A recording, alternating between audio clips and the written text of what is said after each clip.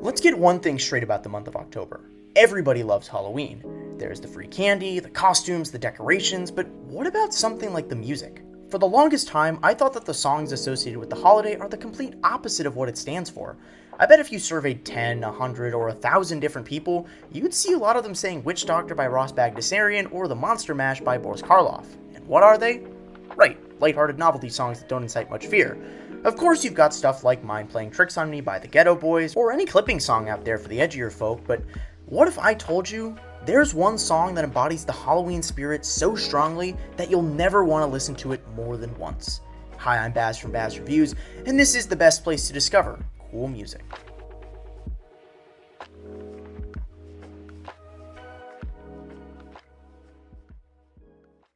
Before we begin, I just want to warn everyone that we're going to get into some pretty serious subject matter like rape, domestic violence, and suicide later on, so a definite trigger warning goes into effect for this video.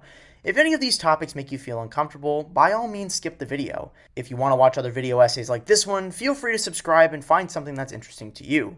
If you're still here with me though, let's dive right into the song I'm focusing on in today's video, Immortal Technique's 2001 epic, Dance with the Devil. Arguably the premier track from his debut album, Revolutionary Volume 1, we follow our main character, a man named William Billy Jacobs. Like most stories you've heard before, it starts out with your bare-bones exposition in the first verse. Tech gives us a closer look at his family, his neighborhood, and his personal situation. I understand that could come off as boring to some, as it's pretty much identical to most of the songs singing about the struggle of the hustle and the streets. But while you're waiting, pay close attention to Tech's choice in sampling the piano line from Harry Mancini's Love Story theme song. To me, it immediately adds some fear factor, or at the very least, some suspicion into the song's intentions. The second verse depicts Billy's attempt to satiate the Scarface fantasy in his head, as Tech so blatantly states. He meets some gang members at the end of it, but it's not until the middle of the third verse that we get the first real turning point of the song. Billy is trying to become allegiant to the gang he's attempting to join, and they dare him one night to brutally rape and kill a woman that is walking down the street. He ends up doing it, and the graphic depiction of violence by Tech is one of the craziest I've ever heard in hip-hop, and as I just mentioned a minute ago, not for the faint of heart.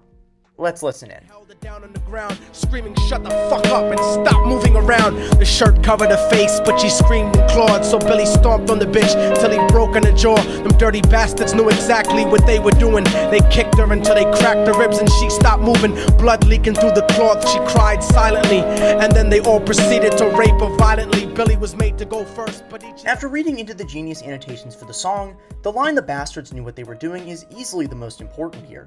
For one, the gang members have obviously done this type of crime before, so they're quite good at it. They know the consequences of their actions, but they still continue to participate in it. We can sort of take the hint that his cronies all know the identity of the woman, but Billy doesn't. This is the answer that, in the context of the song, makes the most sense.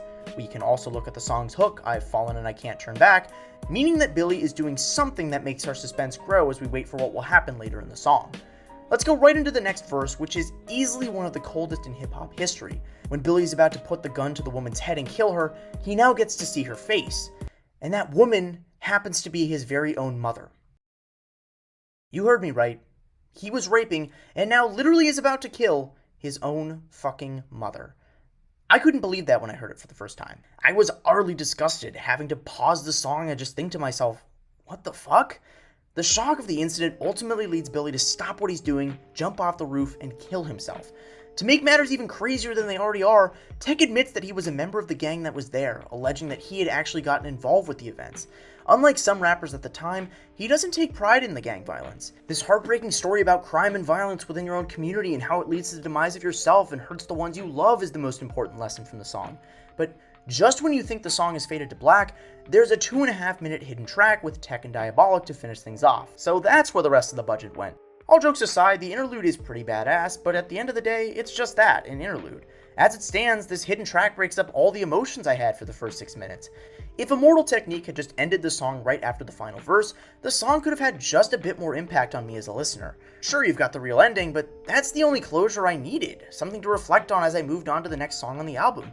You've got me feeling horrified, and now you want me to feel hyped up or angry? What the hell, man? When it's all said and done, Dance with the Devil is far from a perfect song, but oh my Christ. It is an absolute must-listen for those who want a classic scary story. If you had given up during the beginning of the song because it was too boring or too generic, that was a mistake on your part. I don't think there's ever been such a piece of music that's created anything as devastating, as disgusting as this did for me as a listener.